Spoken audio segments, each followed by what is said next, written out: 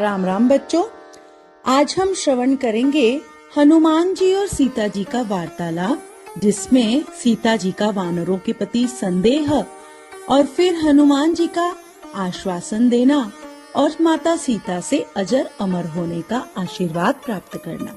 Ashok one में हनुमान जी के प्रेम युक्त वचन सुनकर सीता जी के मन में विश्वास उत्पन्न हो गया कि ये रघुनाथ जी के दास ही हैं।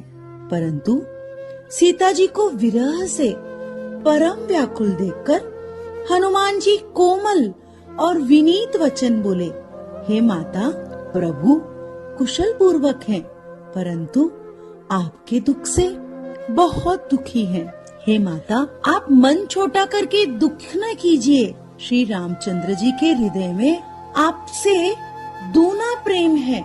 हे माता, आप रघुनाथ जी का संदेश तो सुनिए।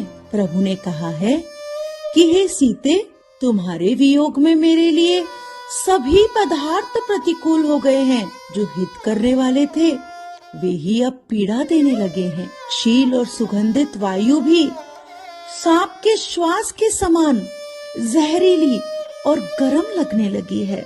हे प्रिय, मेरे और तुम्हारे प्रेम का रहस्य मेरा मन ही जानता है, और वो मन सदा तुम्हारे ही पास रहता है। बस मेरे प्रेम का सार तुम इतने में ही समझ लो। और ये प्रभु का संदेश सुनते ही जानकी जी प्रेम में मगन हो गई। उन्हें शरीर की सुध न रही। तब हनुमान जी ने कहा, माता, मैं आपको अभी यहाँ से लिवा ले जाऊं, परंतु मुझे प्रभु की सौगंध है, मुझे प्रभु की आज्ञा नहीं है। हे माता, आप कुछ दिन और धीरज धारण कीजिए। श्री रामचंद्र जी वानरों सहित आएंगे और राक्षसों को मारकर आपको यहाँ से ले जाएंगे। तब सीता जी ने कहा, हे पुत्र, सब वानर तो तुम्हारे ही समान नन्हे नन्हे होंगे, परंतु राक्षस तो बड़े बलवान योद्धा हैं। तुम सब राक्षसों को कैसे जीत पाओगे? तब माता सीता की बात सुनकर हनुमान जी ने अपना शरीर प्रकट किया। सोने के पर्वत सुमेरु के आकार का अत्यंत विशाल शरीर, जो युद्ध में शत्रुओं के हृदय में भय उत्पन्न करने वाला और अत्यंत बलवान और वीर था। उसे देखकर सीता जी का मन प्रसन्न हो उठा, उन्हें विश्वास हो गया।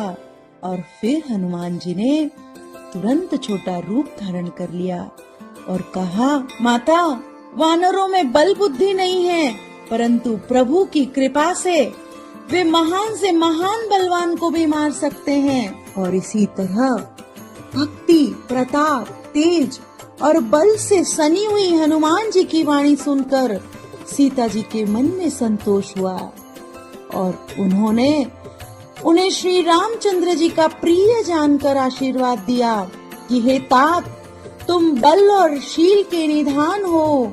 हे पुत्र, तुम अजर हो जाओ, यानी कि तुम्हें कभी बुढ़ापा न आए।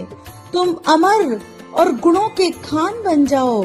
श्री रघुनाथ जी तुम पर बहुत कृपा करें, बहुत कृपा करें, प्रभु कृपा करें। ऐसा कानों से सुनते ही हनुमान जी प्रेम में मगन हो गए।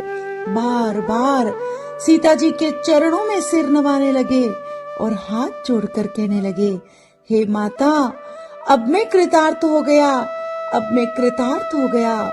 आपका आशीर्वाद मेरे लिए अमूल्य है, आपका आशीर्वाद मेरे लिए अमूल्य है। नारायण नारायण नारायण।